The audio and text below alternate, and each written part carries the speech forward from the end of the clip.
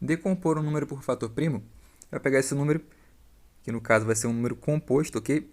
E escrevê-lo como uma multiplicação. Só que nessa multiplicação vão aparecer apenas números primos. Então, o que é um número composto e um número primo? É exatamente essa definição que eu coloquei aqui. Primo é todo aquele número que só possui dois visores, um e ele mesmo, ok? Eu vou colocar aqui para a gente a sequência dos números primos, um exemplo disso. O número 2, 3, 5, 7, 11, 13, 17, 19, 23 e por aí vai. Poxa, professor, o que você está fazendo para descobrir todos esses caras tão rápidos? Com o tempo, né, a gente acaba decorando alguns, mas se você observar, todos esses números que eu te dei só possuem o 1 e o próprio número como seu divisor, ok? Agora, o número composto é aquele que possui, além do 1 e dele mesmo, qualquer outro divisor. Então, vou te dar um exemplo bem tranquilo para você visualizar isso. Se eu pegar o número 10, vou estar escrevendo ele aqui no cantinho, os possíveis divisores dele são, eu consigo dividi-lo por 2, consigo dividi-lo por 5, consigo dividi-lo por 10. Esqueci de colocar o próprio 1 também, né? E o 1 também. Então, repara, o ideal era ele ter apenas o número 10 e o número 1, para ele poder ser primo. Mas aqui apareceu o quê? Dois caras a mais. Então, isso faz ser um número composto, ok? Para te facilitar a descobrir, na verdade, né, se um cara é primo ou não, eu te aconselho a você saber, né, ter decorado os critérios de divisibilidade do número 2, 3, 5, 6, 8, 9 e 10. Por que eu estou dizendo isso? Qualquer número composto, né, ou qualquer número grande, enfim, caso você não saiba se ele é composto na hora, ele vai ter um desses pequenos fatores, que é o 2, 3, o 5, o 6, o 7, enfim, qualquer um desses caras, né? Teve um desses caras aí, ele já deixa de ser primo e passa a ser composto, ok? Agora, caso aconteça de você olhar para aquele número, mano, você passou uma penca de sequência aqui de primos e tu não achou ninguém, então ele tem uma grande chance de ser um número primo. Tudo bem até aí? Então a gente vai estar fazendo agora uns exemplos para como vai ser o cálculo disso na prática. Vou estar colocando aqui então o número 30, só para a gente ver como é que vai funcionar na prática esse cálculo. O número foi dado. Como é que eu vou escrever ele por fatores primos? Vou fazer uma barrinha ao lado aqui, vou colocar de vermelho essa barrinha. E à direita dessa barra eu vou utilizar os números primos para fazer essa divisão. Então, para te lembrar, vou escrever alguns aqui para a gente conseguir ir fazendo, né? 2, 3, 5, 7, 11 e o 13. Ok? Vou deixar até aqui só até o 13. Geralmente, quando começa a passar do 13, é quando o número é bem casca grossa. Mas para esse caso aqui, só isso aqui já ajuda bastante.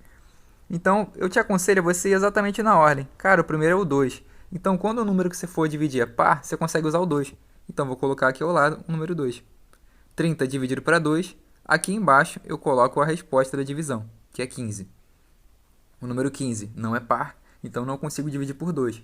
Vou tentar agora por 3. Por 3 eu consigo. Além do 15 estar na tabuada do 3, o critério de divisibilidade para dividir por 3 é a soma desses algarismos, que é do 1 com 5, tem que dar um resultado da tabuada do 3. 1 mais 5, 6. Então você consegue. Dividindo 15 para 3, dá o número 5. Agora, o 5 eu não consigo dividir por 3, vou para o próximo fator primo, que é o 5. Então, eu vou dividir por 5, dá 1 como resposta. Então, eu fecho a conta fazendo essa barrinha. Esses números aqui à direita, eu escrevo todos eles em ordem, se multiplicando. Então, 2 vezes 3 vezes 5 é a resposta como fator primo do 30. Se eu multiplicar 2 vezes 3 vezes 5, volta a ser o número 30. Belezinha?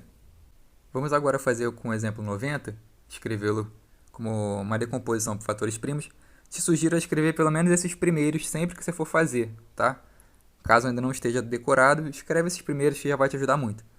E eu te sugiro também é que você saiba a regrinha da divisibilidade por 3, por 2 e por 5. Decorando, cara, desses caras aí, 2, 3, 5, tá ótimo. Então, por 2, qualquer número par, eu consigo dividir por 2, então o 90 é um desses casos, porque ele é par. Então, eu coloco aqui embaixo o resultado da sua divisão por 2. Agora, eu não consigo mais utilizar o primo 2, vou sinalizar com um x aqui, porque 45 é ímpar. Então, eu vou para o próximo primo, que é o 3, ok? Então, professor, caso você se pergunte o seguinte, eu poderia usar o 5 aqui? Pode. Você pode fazer essas divisões também fora da ordem dos primos. Eu te aconselho a seguir a ordem dos primos, porque quando a gente for escrever a resposta final, vai ficar mais fácil na hora da contagem e você não se perde, ok? Mas tá tudo bem caso você faça alterada a sua conta. Eu prefiro seguir a ordem dos números primos e usar um número na sua ordem até não dar mais, ok? Então aqui eu vou dividir por 3, só utilizar o critério de divisibilidade por 3. 4 mais 5 dá 9, que é uma resposta da tabuada do 3. Então, ao dividir 45 por 3, vai dar 15. Novamente, eu posso usar o 3 porque critério de divisibilidade. 5 mais 1 dá 6, que é o número que está na tabuada do 3. Então, vou sinalizar aqui que eu estou usando 3 de novo. Escrevo aqui embaixo o resultado da divisão. Agora, não consigo mais usar o primo 3, então eu vou marcar um x. Vou para o próximo, que é o 5. Então, eu coloco o primo 5 aqui e sinalizo aqui com o número 1 aqui embaixo. Vou fechar nossa continha. Agora eu vou escrever aqui embaixo esses números se multiplicando. O 2 apareceu uma vez só, o 3 apareceu 2 vezes, então já aproveito e utilizo a escrita de potenciação. Então eu coloco ele como 3 ao quadrado. E, eita, ficou feio esse quadrado aqui. Nossa. E o 5 apareceu uma vez só.